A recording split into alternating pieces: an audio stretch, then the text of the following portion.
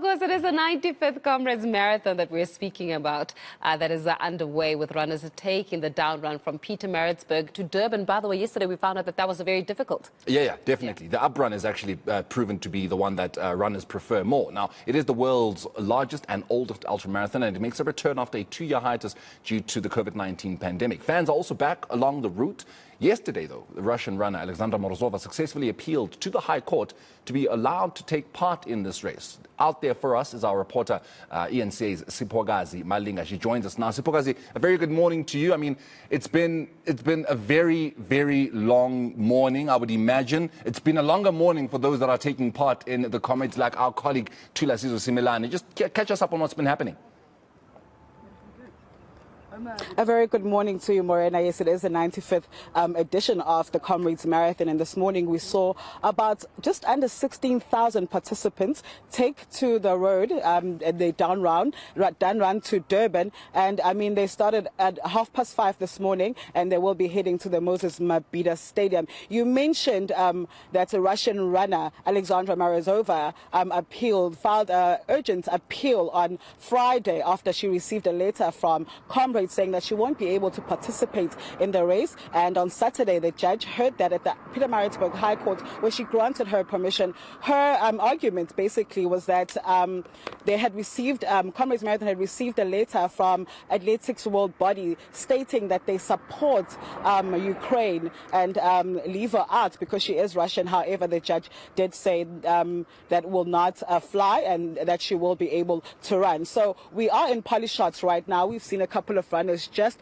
passing by. They're heading all the way to eNCA, where we will be catching up with them a little bit later. But along the route, we bumped into a couple of spectators that are here to support them. So we're just going to quickly speak to them and find out why they woke up so early. And of course, you know, we haven't had spectators in a while. To have such events back, what does this mean for them? Guys, thank you so much for taking the time to speak to me this morning. To have such events back as the Comrades Marathon, how does that feel? How good is it to have such events back?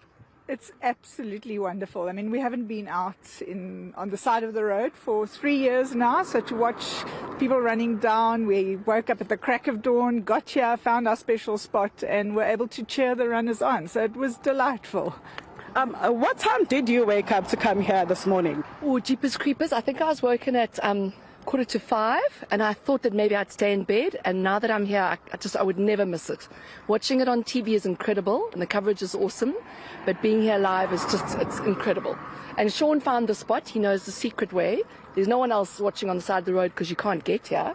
So well done, Mr. Quinn.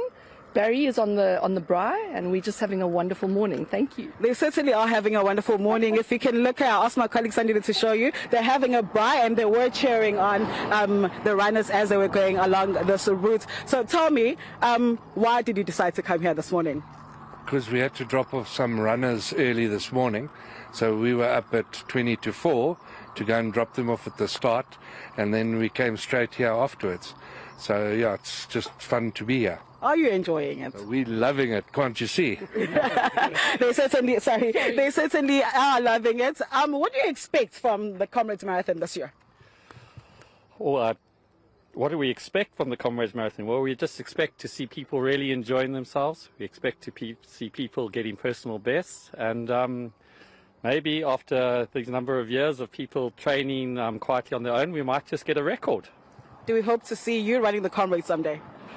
I'm told I have to run it next year. Everybody who saw me, who was running, who saw me on the side of the road, shouted at me and said, "We'll see you on the road next year."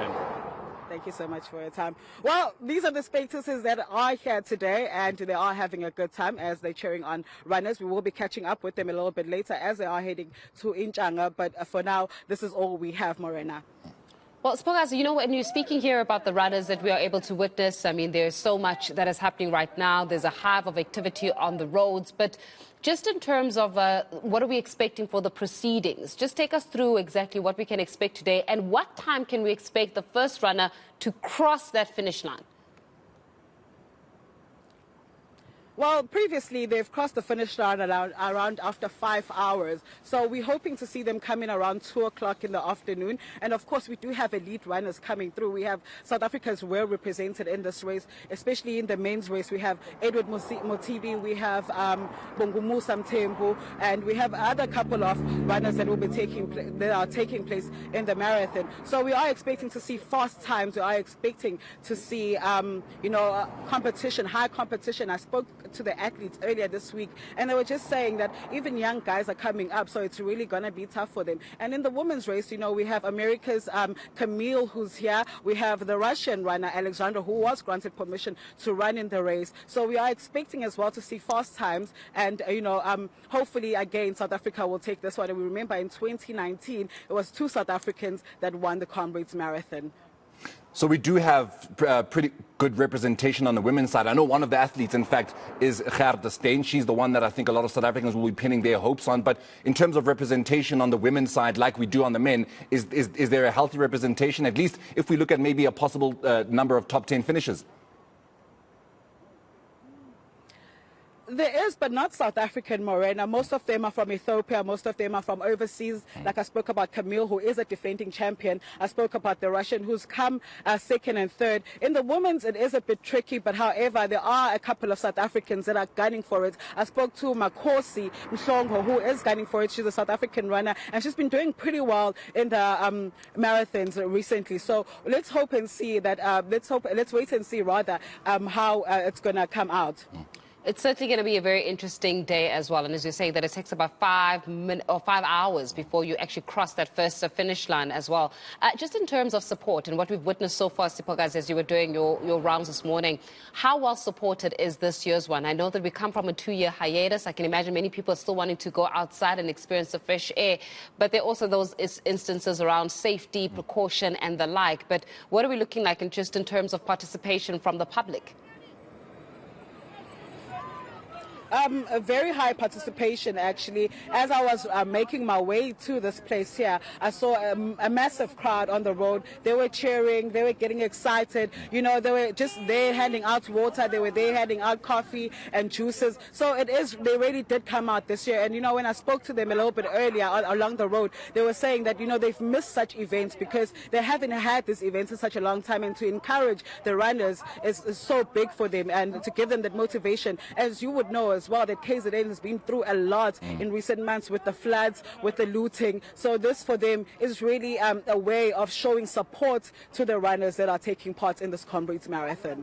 All right, Siphokazi, we'll leave it there with you for now. We'll catch up with you a little later on, of course, as you continue to make your way through Pietermaritzburg and all the way to Durban at the Moses Mapita Stadium. That is our reporter, Siphokazi Malinga, of course, who's been following a number of marathons in the build-up to the Comrades, and she'll definitely be following just those paths and getting to find all of the people that are there supporting. And I think that's an important thing, as she also very properly mentioned, that the province of KwaZulu-Natal has been through a lot. So it is quite nice to see people coming out and being able to have an opportunity to just celebrate something, have something positive that they can look forward to and be excited about. So we're definitely going to be catching up with Siphokazi a little later just to get exactly an update of what's happening there on the roads in the 90-kilometer ultra marathon, the Comrades Marathon, also coming back. Importantly, it comes back on a different date. Usually it was around June, but we did have that conversation with Rowan James yesterday where he said they just decided that this time around, an early start, rather a winter kind of June kind of a Comrades Marathon sees them in the dark for a little too long. So sunrise only comes up at like 6:30, whereas when they do it this closer to the spring, it's essentially just like 30 minutes, and then you've got the sun out there and it's a little less cold. You don't want to be running in the cold. So that's why we're getting it in August as opposed to getting it in June. I love the fact that you've created all this context, and we're very happy about that. But when are you running the Comrades Marathon? Never. And I said it to you yesterday. If I'm not... And every single time I ask you, you're so abrupt with it. And I feel like the reason why we are able to cross to the likes of Siphokazi, we're able to see the participation of people, we're able to feel the energy of the runners, so that we can inspire you to do something that will be completely life-changing, and that would include running the Comrades Marathon. I think you've got potential. I really do. I think with a good coach, great training, you could potentially do very well. You've got long legs. Yeah. No, you're going to have to dangle a carrot. Give me money. There is money involved in the Comrades Marathon. You heard them yesterday. They said you win 500,000 rand and then plus. If you win. I want money, even though I don't crack it in the 12 hours. Because you've got 12 hours to cross the line before they start, like, not recognizing you. Yeah. So you must dangle something in front of me or put dogs behind me. Dogs will make you run the 100%. Comrades Marathon. I must run away from something or I must run towards something. Run just for the hell of it, no thanks. Oh, my goodness. Nonetheless, though, I'm sure the conversation continues and we're going to be giving you more insights there from the Comrades Marathon. 95th edition, that is. But let's take